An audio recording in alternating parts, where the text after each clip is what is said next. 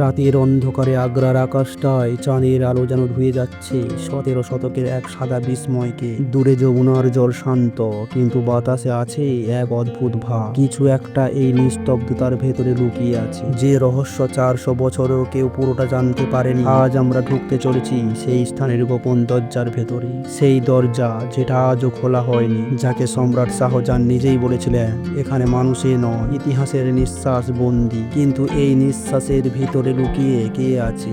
মমতাজের কোনো চিঠি, মমতাজের মৃত্যুর আসল সত্য, নাকি এমন কিছু যা আজও ভারতের ইতিহাস বদলে দিতে পারে? 17 জুন 1631 খ্রিস্টাব্দে বুরহানপুর। দূরে যুদ্ধক্ষেত্র, কিন্তু এক তাঁবুর ভেতরে নিঃশব্দে নিঃশেষ হচ্ছেন একজন নারী, যার জন্য একজন মানুষ বিশ্বের সবচেয়ে সুন্দর স্থাপত্য তৈরি করতে চাচ্ছে। মমতাজের চোখে অন্ধকার নেমে আসছে, চারপাশে রাজ চিকিৎসক, রাজ অন্তর্মহলের নারীরা, কিন্তু সবাই জানে সময় শেষ। মমতাজ শাহজাহানের হাত ধরে শেষ যে 3টি কথা বলেছিলেন, সেই কথাগুলো আজও তাজমহলের দেওয়ালে প্রতিধ্বনি হয়। আমাকে ভুলবি না, আমার সন্তানেরা যেন ভালো থাকে, আমার ভালোবাসারা যেন মৃত্যুর পরও শ্বাস নেয়। এবং ঠিক এই কথার পরেই শুরু হলো ইতিহাসের সবচেয়ে রহস্যময় যাত্রা, একটি দেহকে 1200 কিমি দূরে নিয়ে যাওয়ার যাত্রা। মরুভূমি পেরিয়ে, বন জঙ্গল পেরিয়ে, পুরো উত্তর ভারত পেরিয়ে। কিন্তু আশ্চর্য ব্যাপার হল, মমতাজের দেহ আগ্রায় পৌঁছানোর দিন পর্যন্ত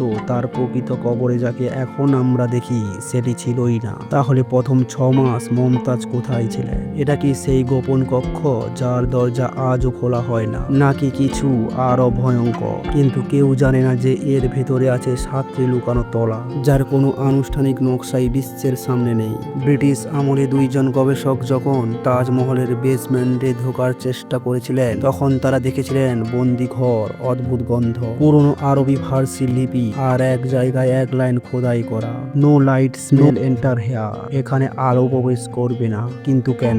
এটা কি মৃতদেহ সংরক্ষণের জায়গা, নাকি শাহজাহান তার ভালোবাসার স্মৃতি বা কিছু গোপন কাগজপত্র এখানে রেখেছিলেন? অনেক ইতিহাসবিদ বলেন মমতাজের আসল দেহ আজও ওই বেসমেন্টে রাখা, যাকে আমরা উপরে দেখি সেটা শুধু একটি প্রতীকী সমাধি, অথচ আসল সমাধির অবস্থান ভারত সরকার আজও প্রকাশ করেনি। এই অন্ধকার ঘরের ভেতরে কি মমতাজের ব্যক্তিগত ডায়েরি ছিল, একটি গোপন চিঠি, অথবা এমন কোনো সত্য যা মুঘল সাম্রাজ্যের ভাবমূর্তি বদলে দিত? এই ঘরের দরজায় আজও সরকার তালা দিয়েছে, কেউ ঢুকতে পারে না।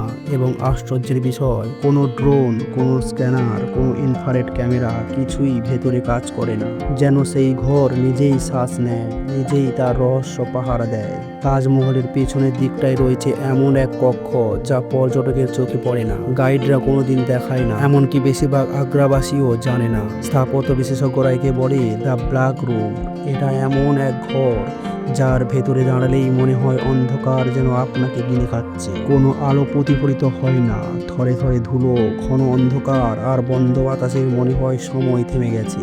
মনে রাখবেন, ঔরঙ্গজেব যখন আগ্রা দখল করে, তখন এই ঘর প্রথমবার সরকারিভাবে তালাবদ্ধ হয়। কিন্তু কেন? বলা হয় এই ঘরটি ছিল মমতাজের মৃত্যুর পর তার প্রথম দেহ সংরক্ষণের স্থান, যেখানে মমতাজকে কয়েক মাস রাখা হয়েছিল শাহজাহানের বিশেষ আদেশে। অনেক বছর পরে ব্রিটিশ যুগে কিছু গবেষক ভেতরে ঢুকে দেখেছিলেন দেওয়ালে রহস্যময় নকশা, এক অদ্ভুত বৃত্ত।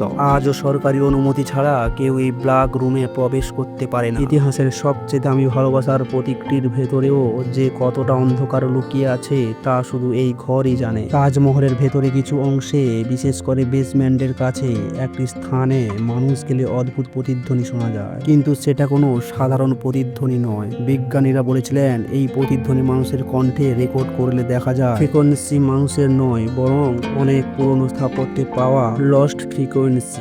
কথা শোনার পর লোকজন বিশ্বাস করতে শুরু করে শাহজাহান নাকি এমন ভাবে এই ঘর ডিজাইন করেছিলেন যেখানে মমতাজের নাম উচ্চারণ করলে পুরো ঘরটা কেঁপে ওঠে। এক সময় রাতে পাহারাদাররা বলতেন যখন তাজমহলের চারপাশ নিস্তব্ধ, যখন যমুনার হাওয়া বয়ে যায়, তখন নাকি নিজের বেসমেন্ট থেকে ভেসে আসে নরম কান্নার শব্দ, ফিসফিসানি, আর মাঝে মাঝে শাহজাহান এই ডাক। সরকারিভাবে এগুলো কখনো স্বীকার করা হয়নি, কিন্তু তাজমহলকে ঘিরে রাতের এই অদ্ভুত আওয়াজ বহুবার রেকর্ড করার চেষ্টা করা হয়েছিল।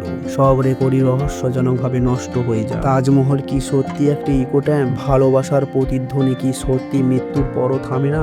বন্ধুরা, তাজমহল শুধু সাদা পাথরে একটি সমাধি নয়, এটা এমন এক প্রেমের সাক্ষী যে প্রেমের মৃত্যুকে হার মানিয়েছে। আজও তাজমহলের দেওয়ালের ভেতর বন্দী আছে মমতাজের নিঃশ্বাস আর শাহজাহানের কান্না। যদি আপনি বিশ্বাস করেন সত্যি গল্প কখনো শেষ হয় না, তাহলে আমাদের এই যাত্রা এখানেই শেষ নয়। কমেন্টে জানাবেন তাজমহলে কোন রহস্যটি আপনাকে সবচেয়ে বেশি ভাবিয়েছে। ভিডিওটি ভালো লেগে থাকলে লাইক শেয়ার করে দিন, আর আমাদের পরিবারের সাথে যুক্ত হতে সাবস্ক্রাইব করতে ভুলবেন না। চলো দেখা হচ্ছে পরের কোনো ভিডিওতে, ততক্ষণ ভালো থাকবেন, সুস্থ থাকবেন।